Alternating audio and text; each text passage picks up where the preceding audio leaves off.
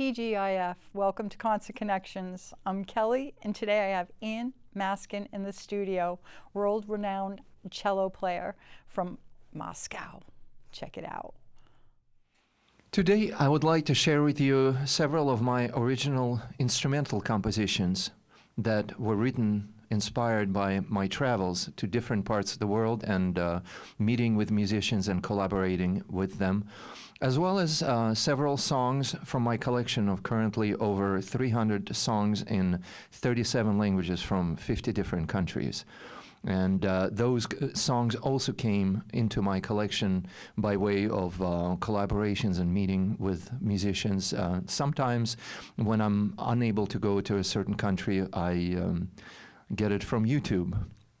So first I would like to play for you two compositions from my album The Alchemist. First one is the title track, and second one is called Sacred Fire.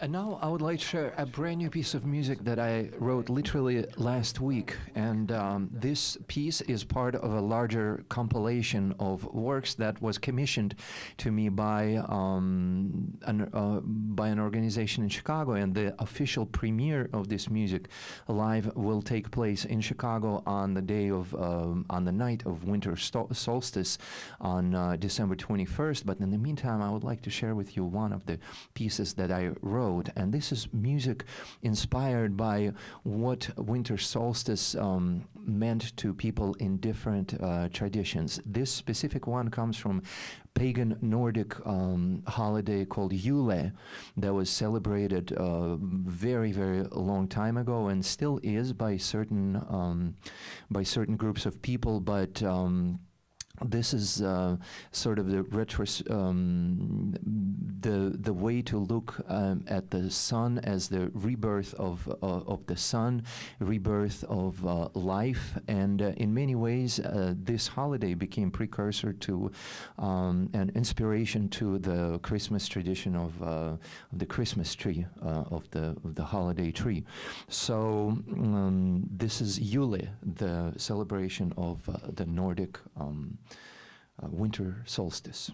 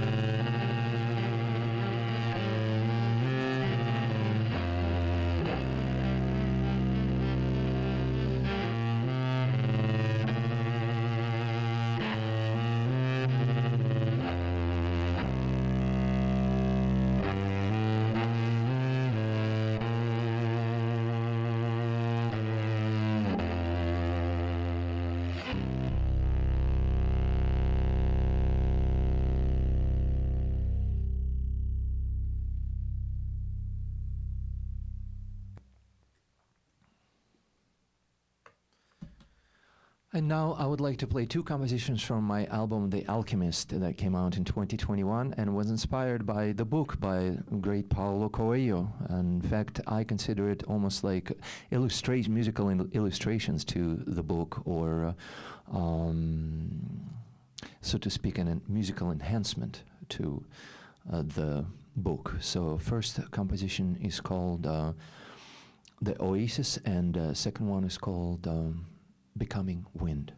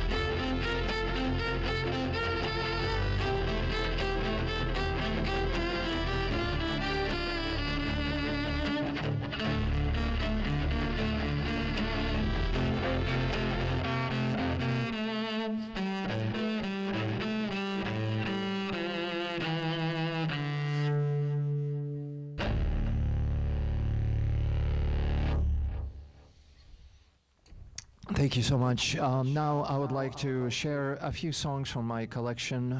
First one is probably the oldest one. It comes from ancient Mongolia, even before Mongolia was called Mongolia.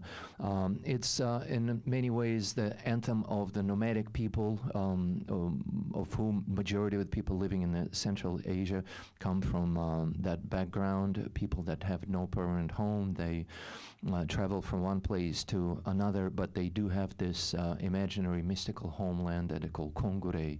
So this song is called Kongure, Where Are You, My Homeland?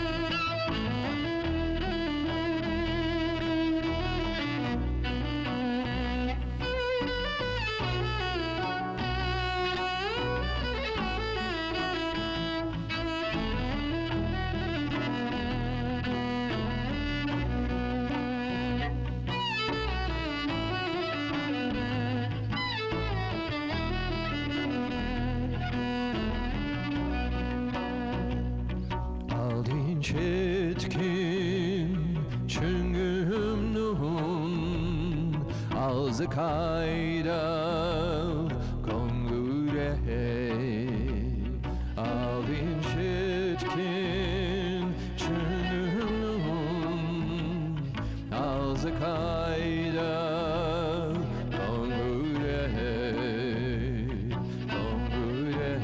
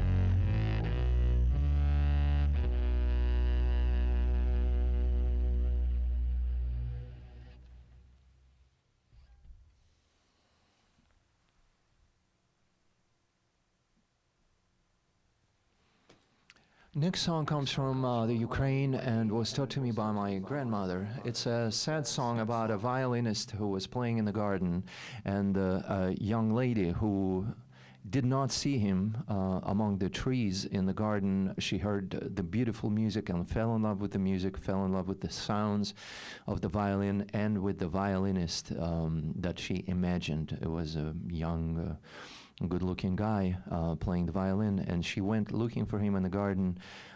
She finally found him, but turned out he was playing for another girl.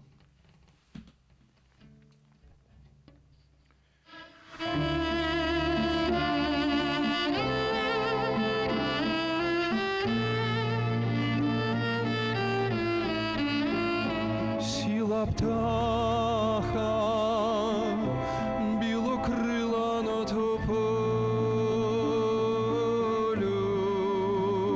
сіло сонце понад вечір за поля, покохала я до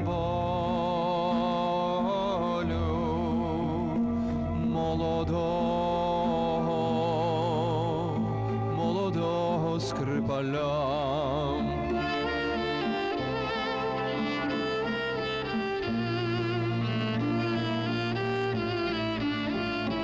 Покохала зачарована струною, заблукала та мелодія в гаю. Гай зелений журавлиною весною я понесла своє серце скрипалю.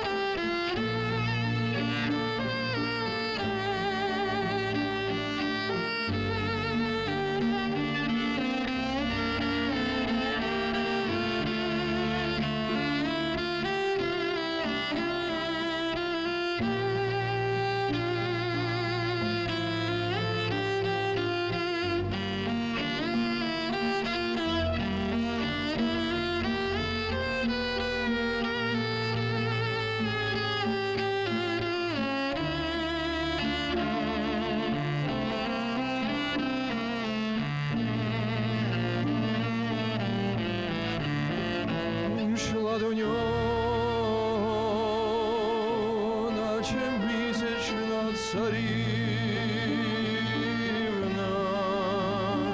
йшла до нього, як до березня весна, і не знала, що там музика чарівна. Для мене, а для іншої вона.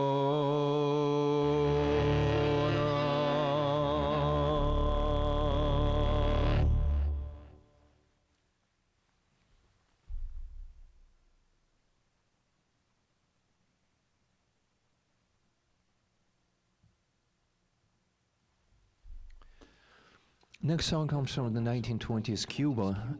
It's an old bolero called 20 años, about love that has gone by.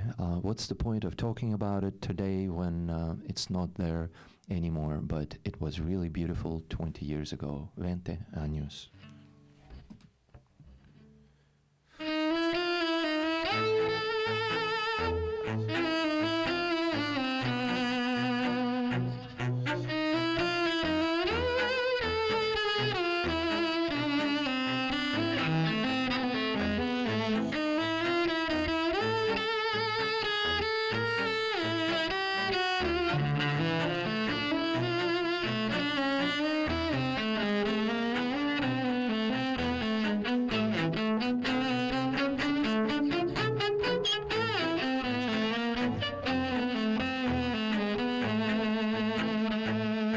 Che te importa che te ame,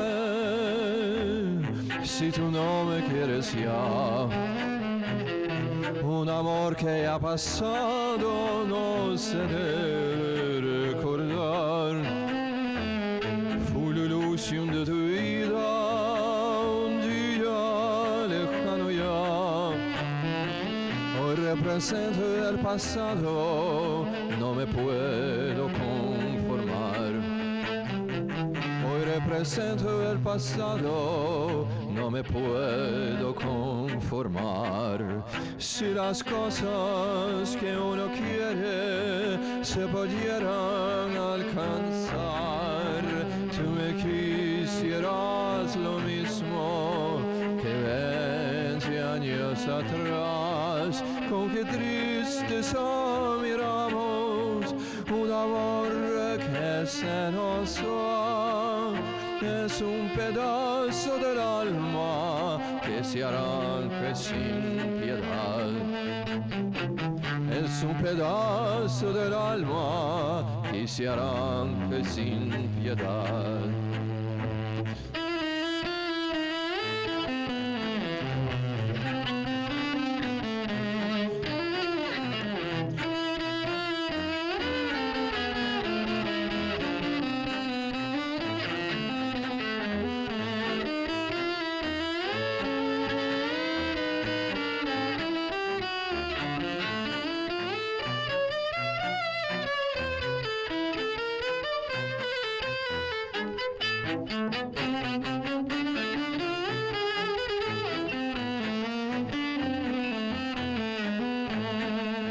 Si las cosas que uno quiere se pudieran alcanzar, tú me quisieras lo mismo que 20 años atrás.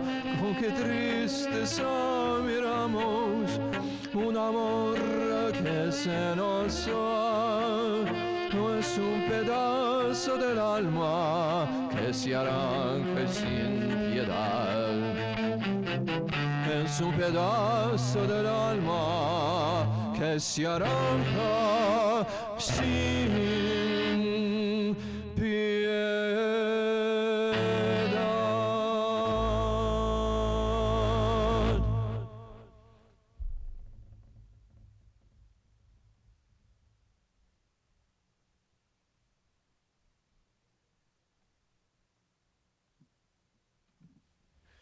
And at the conclusion of this musical hour, I would like to do for you one of my favorite R&B songs, an old classic by Bill Withers, Ain't No Sunshine.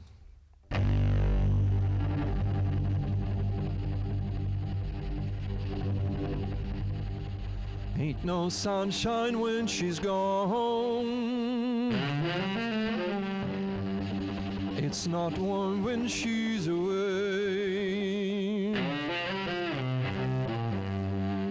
Ain't no sunshine when she's gone. And this house just ain't no home. Anytime she goes away. Wonder this time when she's gone. Wonder if she's gone to stay. Ain't no sunshine when she's gone. And this house just ain't no home. Anytime she goes away. I know, I know, I know, I know, I know, I know, I know, I know, I know, I know, I know, I know, I know, I know, I know, I know. Ought to leave the young thing alone, but ain't no sunshine when she's gone.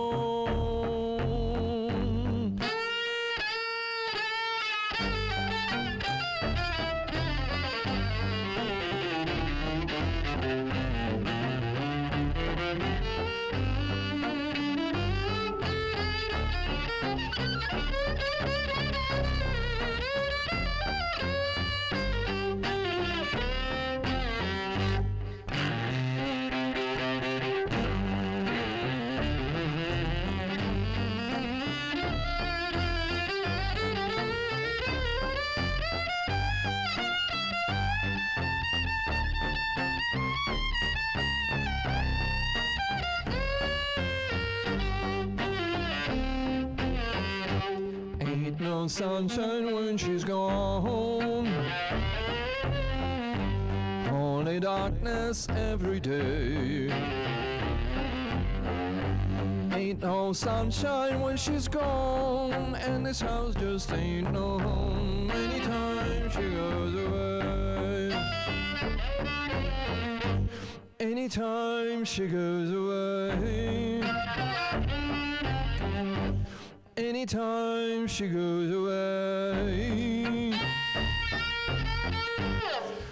Anytime she goes away.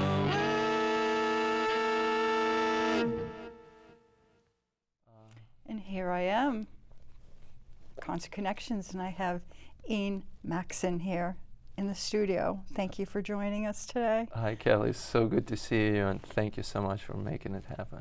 Definitely. We did a lot of pulling of strings to make this happen, but as we were just discussing, the universe always provides, and I'd like to give that little message to everybody out there that the universe will provide you with your needs, no matter what they are. Even no matter how blue you could be today, it will change for you. So on that note, we are going to go into our interview. And I'd like to touch base on the early beginnings of your career and you as a child. How did this all come about? How did you choose the cello, and at what age? As a child, I could not picture my life without music. That's all I remember. I remember our home, and I remember my parents, both of them either making music actively on an instrument, piano, guitar, singing, or music playing in one form or another. Any kind of music. Could be classical on the radio, it could be some popular music from some country, playing on a record from the record collection of my parents. And so yes, before too long I was playing piano and guitar, and then I eventually heard the cello on an old record, and I fell in love with the sound of the cello right that very second. It penetrated so deeply inside my soul, I couldn't put my finger on it as a 5 or 6-year-old kid, but I knew it was something special enough for me to want to learn how to play it, and I was determined. So I was very grateful for the opportunity that my parents took me to the music school and got me a cello, and the rest is history. I've been playing cello almost every day. I do not recall a single day when I did not touch the cello. That's amazing, Ian. It really is, and I'd like to thank your parents wherever they are. Absolutely. My dad's still around. Oh, He just wow. turned 80, and we talk every blessing. day, and I always express my gratitude for everything that he and my mom have done for me, and for just being an inspiration, just being there. I think that's really all we can do as parents, ultimately, even though we think we have a lot of input. But the main, I would say 95% of our parental input is inspiration, what we can give our kids to inspire and empower them by personal example. So. Yeah, and that is a very important thing to realize, that your children will emulate you. So it's very important to have a high standard and to guide the children of today, whether they're your children or somebody else's children. Correct. Or your students, and if you're an educator. Exactly. You have to, lead them to the right direction, because they can always go off into the wrong direction. Right. So lead by example, everyone. Yeah, I can't get rid of the teacher in me. I'm always teaching. Or even, especially people in the public figures who are in the position to serve as an example to hundreds of thousands, if not millions, of young people. I think it's really a responsibility. It is. It is, because you're guiding those people, their lives. You're shaping them, and you really have to be a good teacher. So, the pivotal moment in your childhood, and you realized, you kind of told me what your life's path was going to be. It was going to be the cello. But what other instruments do you play? I've played the guitar since I remember myself, and parallel to playing classical music at school, and it was strictly classical at the music school. I played the guitar, and I played by myself. I was beyond what my dad taught me. I was self-taught. I learned how to play the blues. I listened to a lot of classic American acoustic blues, and then the folks like B.B. King, George Benson, and I was trying to copy what they were playing. So for me, rock and roll was concurrent, parallel to my classical upbringing, and at that time I did not connect the two very much. It was not until just a few years ago when I finally decided that life was too short, and I had to find ways to consolidate all of the musical background that I've amassed throughout the years, with all of the listening that I've done, all of the songs that I had learned, all of the music that I learned, and consolidated with all of the genres: jazz, classical, traditional, and rock and roll. And that shows in your playing. And I mean, I have a hard time sitting. I really should be up and dancing. Yeah, and moving. then that's what I said. In fact, finally somebody wrote me before the Boston concert. I had a big concert in Boston, incredible turnout and a beautiful venue. Somebody had written to me and asked if it was okay to dance, and I said yes, by all means. In fact, I'll ask the organizers to make some room in the back, not in the front, but in the back of the venue. And by the end of the second half, there were people dancing, all sorts, like as they could. Some people were in like more of a spiritual body movement. Others were dancing ballroom, and but the most important thing is like your connection, your body and soul connection with the music, and that's what I'm all about. That's what all my music is all about. It's about this the spiritual connection between our body, our soul, and the universe. And that really resonates with me, and it makes me leeway into the next question that I wanted to talk about, was the healing aspects of your music, and music in particular. But I experienced something at your show on Sunday that, I mean, I get the goosebumps and things like that, but I was literally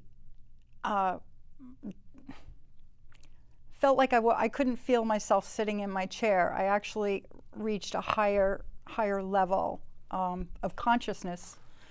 Wonderful. That's what I'm after. That's what I'm after, Well, for you my achieved own, for myself, and for other people as well. So I get a huge benefit just by touching the cello. Anything, like playing open strings, even before, it's like just so therapeutic to be just even holding the cello in your hands, and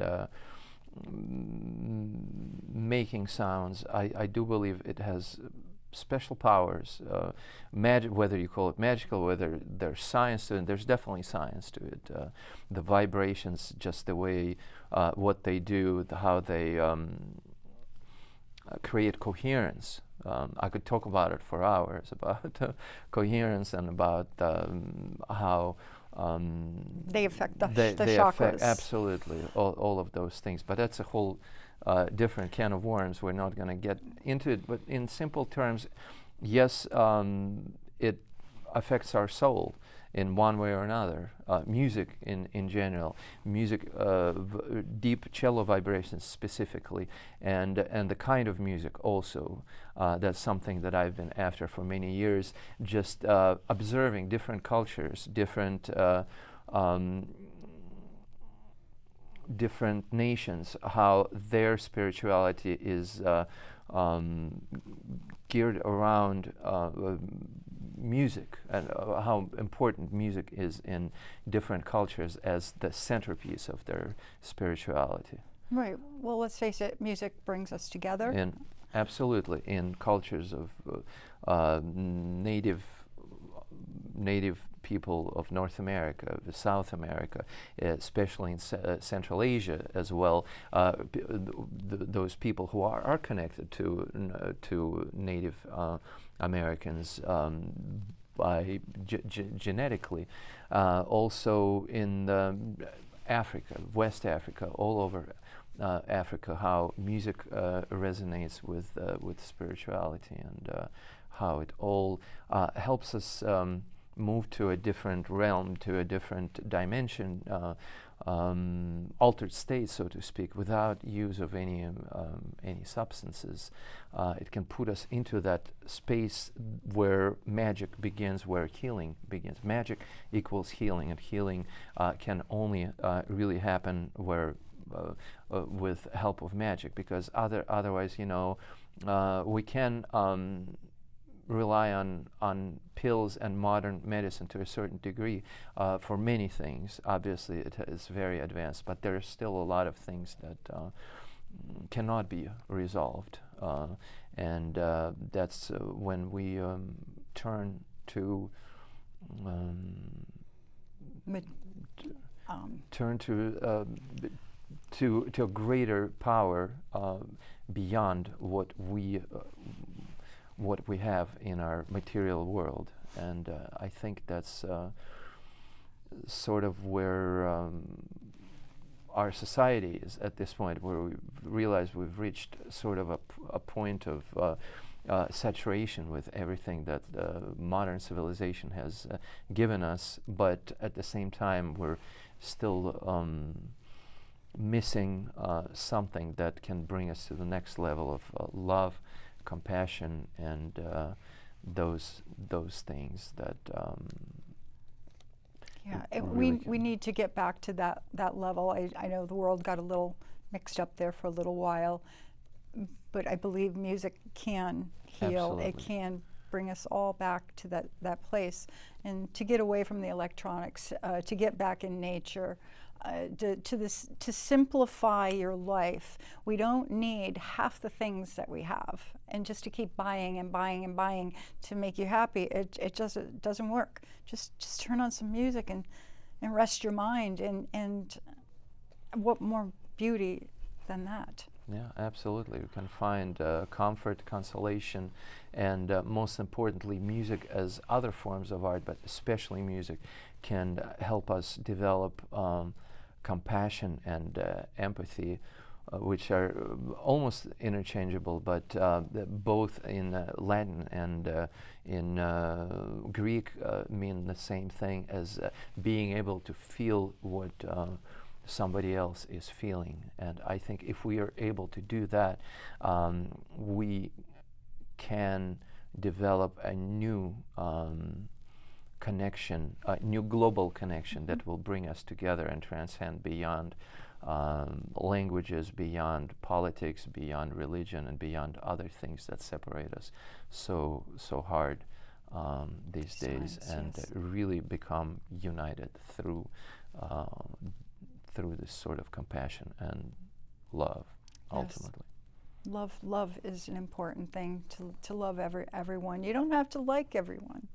You don't, but you do have to, love your fellow man and woman. It's not that hard. Let's get back to you. Okay. How many languages do you speak in and sing in? I speak Russian, Ukrainian, English, French, and Spanish. I'm currently learning Turkish as well, because I've always been fascinated with Turkey, Turkish music, as well as a pan-Turkic area, both musically and geographically, for a number of reasons. And so that's a work in progress for me. And currently I have songs in 37 languages from over 50 countries in my collection, and I'm still working on it. I hope to increase that number, just as a personal challenge, and just to be able to, for me, every new song in my collection, it's another asset, another way to connect with even more places around the world. And I feel like the more of these connections I have, the more empathy I can develop as a person. And once I have it, once I channel it through my music, I know that it has tremendous power to inspire and empower people on the other side of the stage. Would you consider yourself an empath? Because I am an empath, and I resonated to your music a few years back. Two Stones kind of was my turn on song for you. But do you feel you're very empathic, or? You know what? It's kind of there's some difficult semantics about the usage of the term empath. Sometimes it's referred to certain people that feel things very profoundly, that may have almost like a negative connotation, that it's difficult that makes it difficult for them to be, because they feel things on such a deep level. For me, it's somewhat different. I don't think I have any difficulty. In fact, I find myself in a very comfortable place as far as my feelings are concerned, even having lived through some difficult emotions in relation to some events, some current events, for example, the war in Ukraine. I went through a lot of difficult emotions, but music is what helps me. Not only music, meditation and connecting, trying to grow spiritually helps me transcend that, and music to a great extent helps me process different emotions and find light and love on the other end. And the album, my most recent album, Amor Renatus, which in Latin means rebirth of love, is all about that. Some of that music, it's like a journey. You go through destruction and despair and all sorts of things on the way, but you see the light at the end of the tunnel. It's love, ultimately love, that you find on the other end. So that's my that's my journey. And I do feel that music is definitely probably one of the most powerful ways for us to achieve that next level of emotional strength, emotional maturity. Thank you for that. And I was asked to mention Sedona. Can you tell us what happened in Sedona, Arizona, that I need to talk about? I'm not sure. It was not me who brought it up, but we were just talking about Sedona. But Sedona is probably one of the most important places spiritually for me. It was, became a special place on my map early in my spiritual journey, when I was looking into spiritual practices of the native people as far as healing was concerned, even physical healing. I went through my own journey of physical healing. I had some pretty severe issues with cervical spine that for that reason I should have quit cello at several occasions, when I was 16, when I was 30, and so on. But in spite all the odds, I still play, and I'm absolutely pain-free at this point. But I went through a lot of physical pain at different stages of my life, and I received absolutely no result from Western medicine. So I started looking into alternate ways to get healed, and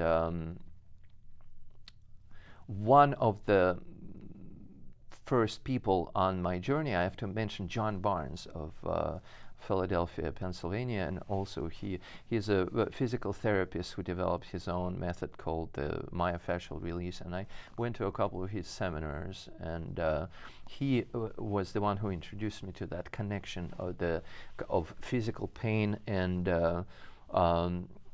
emotional origins of all pain. And that was the beginning of my of my journey, and that sort of sent me in the direction of Sedona. And I went to Sedona, and that's when I discovered the power of healing through the energy that Sedona had to offer, and it sort of propelled me in many ways on my spiritual journey. And every time I come back to Sedona, I receive a great amount of of of of energy that I can share through my music. I feel it every single time. After every trip to Sedona, I go back on tour, and I feel like that energy has magnified 10 times as far as what I can project through the music and how it affects the audience. Well, first and foremost, I'm glad that you are healed and pain-free. And again, music does the most amazing things. So you just got to open your mind up a little bit and get away from the pills and the most traditional, the things that they throw at you at first. Because we do sometimes even create our own pain and hold on to. Absolutely, that's the whole point. Everything that I truly strongly believe that everything that we bring into our lives, we generate it ourselves.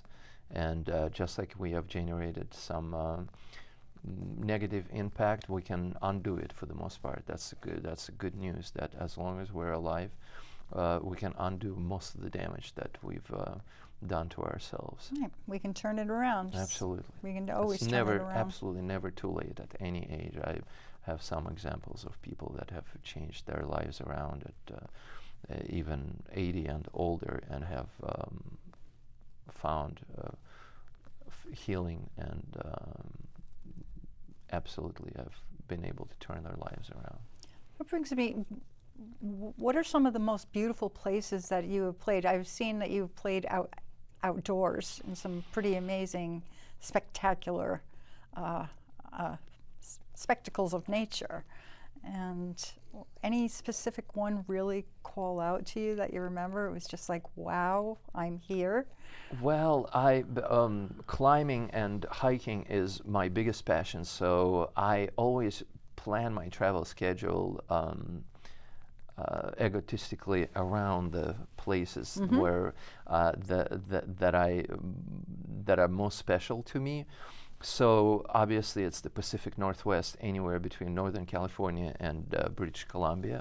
That whole strip is my thing, the ocean, Pacific Ocean and the mountains. Then obviously Arizona, the Red Rock, and all of the other nearby states with the beautiful canyons. Also the Rockies, both U.S. Rockies and Canadian Rockies, they're extremely special to me, and I've recorded my latest music video was shot at the elevation of almost 11,000 feet on the Wolf Creek overpass on the Continental Divide. Very beautiful place. And other places that I've recently discovered, Anatolia, currently in Western Turkey. Historically, that place has seen some amazing civilizations throughout the last few thousand years. There's a lot of Greek remains there. That place is just most incredible. Has some most incredible historic artifacts, and most importantly, the energy of the Mediterranean Sea and the mountains. It's one of the most beautiful things that I've ever seen, and such peaceful energy. I would love to go back there as soon as I can. I know, I was supposed to go to Turkey, and I was on a ship, and they decided it wasn't safe, and we couldn't. I'm sorry to hear. I hope you get to go back. But yeah, among other things that I saw there, and I had a wish while I was there, there were two ancient Greek amphitheaters. Oh. And actually one of them is still hanging as the cover photo on my personal Facebook. It's this incredible dome amphitheater that sat probably 10 to 20,000 people, and I was thinking that would be so amazing to host a concert there. And I was sitting there meditating, closed my eyes, and I was picturing all these people united by music and love, and going through this incredible experience together. So You I would think love we- to make it I happen. was just going to say that. You think we're going to make that happen? I think so. Yeah. I think that's going to happen. I- All I of th- my I think you dreams, should all make of that my dreams happen. come true. I remember I was sitting in Acropolis in Greece, Yes. and I was the only one sitting. Everybody else is just milling around, and I'm just thinking of the space that I'm sitting in. And, you know, I was envisioning, you know, the people in the past, just the surroundings, and people were just so clueless. And I was just picking up on it, and I was like, I wanted to tell the people, you know, have a seat, and Well, it's like whenever you have to be ready in your journey to be in tune. to receive something, and it's just you can only wish, and that's what I wish, that I can help people become inspired. That's my main mission in life, to not to teach them anything, not to tell them you gotta go do that, but Yeah. somehow directly or indirectly inspire them to look for it on their own. That's really the only thing they can do. Same with it doesn't matter whether it's children or adults. You cannot tell them, okay, you gotta go and do that because, you know, I did it and it was great for me. But by simply finding ways to inspire for the person to look for their own way, that's really how we can. I think that's the most successful way to change, to make a change in other people's lives. Well, and you have done that through your I music. try. You- I do what I can. Well, you're doing a fabulous job. I do whatever. I try to build my own universe up and get to a certain level, just so I can give more to other, find more ways to affect other people's lives. And speaking of which, you have a couple foundations that you like to help out, and one of them is the how do you Leonid Foundation, Leonid Foundation, LEONID Foundation.org is their website. That would be it right And there. that's a wonderful, that's a family. The whole foundation is a family, husband and wife, and they have 3 kids. And it started off in their home in their New Jersey, in their modest New Jersey house, where they were hosting 2 or 3 families of Ukrainian refugees at a time. And then they built, their entire home was filled up with humanitarian aid, and it was more and more and more and more.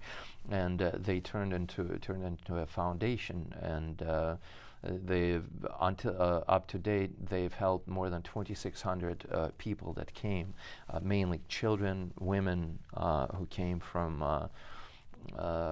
Ukraine that needed help. It's we can all argue all day long about who's right, who's wrong, about the war, but we all have to agree on the fact that those people, those children, do not deserve to be put through what they had to go through. I agree. And they try to give them best shot at having a good childhood after everything that they've gone through. And I'm very fortunate to be able to help them by donating a portion of the proceeds from concerts, from merchandise, and also to inspire other people to donate as well. It's to me, it's just the fact of being able to donate and share. It's an incredible discovery. I realize the more I give, the more I get back in every single form. It's incredible, and that's. It just feels good, and you really get back a lot more than you think, a lot more than. I agree. I mean, as a giving person, I will get a gift or something, and I share, and it comes find back yourself 5 in a state times. of abundance. Yes. It's like the more you get, the more you want to share, and the more you share, the more you get. Wouldn't it be amazing? They if should be teaching it at schools. Yes. They should be teaching it How to at give. starting kindergarten. The law of abundance. The more you give, the more you get back. Can we teach that to the billionaires? Well, we cannot teach. As I said, I it's gotta not start something as we can explain to children. them. But what we can do, we can inspire them to Okay, inspire the give them billionaires. inspiration to actually want to make a change. And I know quite a few wealthy people who do some incredible things. They don't even many of them don't even do it publicly. It all stays behind the scenes, and I'm very, very grateful to those people. But there's so much more that can be done. Feeling of greed, it's like the opposite of abundance. It's constantly feeling that there's not enough. That's constantly you live in a state of lack. No matter how much money you make, you always feel like you need more. You need more of this. You need more of that. But that's just a state of mind. It's a trap that you're never able to resolve. But once you change the state of mind, once you discover that the more you give, actually, the more you share, the more you get back, and that's a much happier state. I can attest to that. I know, I really can. Yeah. So give if you can. We would really appreciate that. We all can give up a cup of coffee, even. For someone. That little bit of money that you spend on that expensive cup of coffee can really make a change in someone's life. Some coffee gets really expensive. Like I buy it when I do go to Starbucks. I buy a tall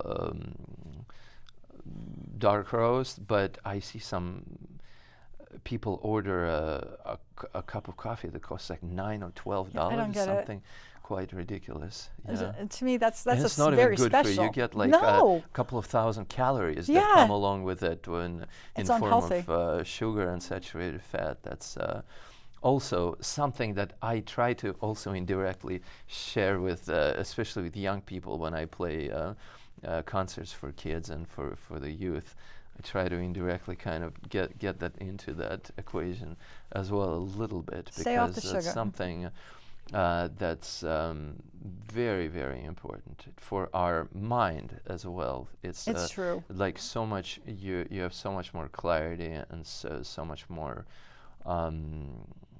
just drive and energy to be able to do things when you lay off of those things that really kill us. And it's true. People can fight it all they want, but it is true. About stay off the sugar, even though it is holiday time. Indulge, but watch it. Now, what advice would you give anyone that wants to pursue a career like yours, the Vagabond That's one Cellist? thing. I don't give. I Advice. try to stay away from advice, even when people ask me for advice. I I try don't know. not to give it because it's a pretty ungrateful. But what direction thing. would Okay, you? but what I would say, I would say just follow your passion. I do believe that every single person can find their calling and can find something that that will ultimately make them happy. You gotta do what you love doing, what you feel passionate about. If you feel passionate about a career in music, just do it, whatever it takes. You don't expect that it will, turn you into a millionaire. In fact, for me, I became truly successful in music to a certain degree when I disconnected the monetary aspect from it, when I just told myself, look, you can't have any expectations. If you love doing what you're doing, it's like really become the best you can be at it. Have something you can offer to people that something unique and something beautiful that you can offer to people. And I think it's true about any profession. If you think about making money, getting into any profession, that's sort of sets you onto the wrong end of it. Mm-hmm. But if you look at this and ask yourself the question, what does it take for me to become the best at this specific profession, to do something for the people, to make a difference in their lives, whether you're a physician, whether you're an entertainer, whether you're an artist, whether whatever you do, it doesn't matter what your profession. If you become so good that people, hundreds of people will make a line to become your patient, your client, your audience, that means you've done Or line something up right. for your And concert. and ultimately it translates into abundance to the point where you have just where you have enough of what you ask for as far as your own quality of life is concerned. Do you feel you're at your best at this point right now? Best of what I do, I feel like I'm getting pretty good, but I know that there's still a long journey ahead. Pretty and, good. there's You're so amazing. there's so much more that I can do, building myself in every fashion, becoming a better singer, better cellist, better father, better partner, better anything, better son, better everything. And if I constantly challenge myself every day at those questions, at those tasks, becoming better at something every day, then it translates into better output of what my product is, whether it's live music or a recording or something else that I share with people, and they get something out of it. Fantastic. Now, what are your endeavors at this point? What does the future hold for you? Where would you like to see yourself, say, in even 5 years from now? I would like to. I have no recordings of the song collection, and that's something I really want to do. I want to do a song collection, maybe a double album of 15 songs on each album. I definitely want to do more concerts for kids. So I do them sporadically, occasionally, but I really want to turn it into something solid, that almost like I would play a concert for a large number of kids in every city that I go on tour. That's definitely, I've thrown it out there at the universe, and I hope it really happens, because I know I can make a difference as far as inspiring large numbers of young people, and also just being able to reach out to more people with my music. And that's what I do. I spend large amounts of money even to get my music out there, sort of reinvesting into myself, into my brand, into my music, by wanting for more people to hear my music. That's all I really want, for more people to hear my music, and to be able to play live for more people in different parts of the world, because I feel like the kind of music I play has no boundaries. I can go to South America and people will get something out of it. I can go to the Middle East, I can go to Africa, I can go to Australia, I can go to any part of the world and make a difference with my music. And that's what I want to do for as long as I can play, for as long as I'm physically fit to travel. And I love traveling. I'm currently on the road over 300 years out of a year, and I feel more energized at the end of every tour than I do when I go. And I'm hoping to remain in that state for as long as I can and keep playing for people. Well, I believe your audiences are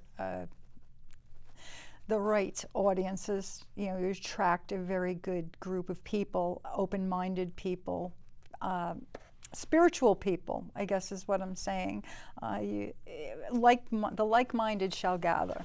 But I also feel that I can reach out to even more people. A lot of times people end up at my concerts for random reasons. Somebody comes, a husband comes with a wife that dragged him there, or a person ends up, somebody gave them tickets to this concert, and people come up to me and say, hey, I never listened to this kind of music. I never thought I would enjoy this kind of music, but this was so profound, this was so great. And those are the people that to me are more valuable than the people who are already on a certain spiritual plane that are ready to receive and partake of this music. But those random people that ended up at my concerts are the kind of people that I'm after. I think that I can attract more people like that, and that anybody can really receive a benefit from what I do. And I'm hoping to be able to reach out to more people. And I'm incredibly grateful to you for the invitation to be here today, because I know we can reach out to large number of people that otherwise I wouldn't have been able to. Well, let's try to make this happen even more in the future and reach more people, and we'll work on that in the future, because we all love you here in southeastern Connecticut, and I'm very blessed to have you. And in closing at this time, is there anything that you'd like to conclude and just say? would like to thank the Connecticut community. It's a completely new place on my concert map. These two concerts that I've done in the last couple of months in New London and in West Hartford, and it's been an incredibly warm experience. All of the people, probably couple of hundred people that I've met personally during these two concerts, and all of the community, all of the wonderful people like yourself and like Dot Schultz-Ames. She's so incredible in everything that she does for the community, and people like the like people and who are involved with the community, and the community that comes together. It's a two-way thing. I've witnessed some really beautiful things, and I'm so grateful to be a part of it, and I'm looking forward to coming back and building even more beautiful things here for Connecticut and southern New England. Well, Ian, thank you so much for that. And at this time, I would like to give up some contact information. Contact me, Concert Kelly, at Comcast, or Concert Connections TV on Facebook. Or you can message me at concertconnections.net. Right there. If you want to get a hold of Ian, if we could throw that information up. It's very easy to find me as long as you spell my name right. Yes, exactly. And so I think I did. The challenges. So my first name is Ian, even though technically it's pronounced Jan, but I go as Ian interchangeably because I became Ian back in high school when I first came and graduated from Paramus High School, not so far from here, Bergen County, New Jersey, just a couple of hours away. So I go either as Jan or Ian. There's no wrong way. ibmaksin@yahoo.com, that's my email. Or my website is ianmaksin.com. Just punch my name on Google, ianmaksin, and my website will pop up. The first thing that'll pop up. It has my concert schedule. It has links to my social media if you want to follow me and see all the cool places that I play at. I post majority of the concerts I do. I live stream them, so you can hear and see the entire concerts from all different venues from different parts of the world. I usually have fundraisers connected to those live streams. So if you watch the live stream online, I encourage people to make a small donations. Some people do, some people don't, and it's totally fine too. Those live streams are watched by thousands of people. I just like to share everything I can on my part. I throw out as much content as I can, from music wise and from beautiful places I get to see.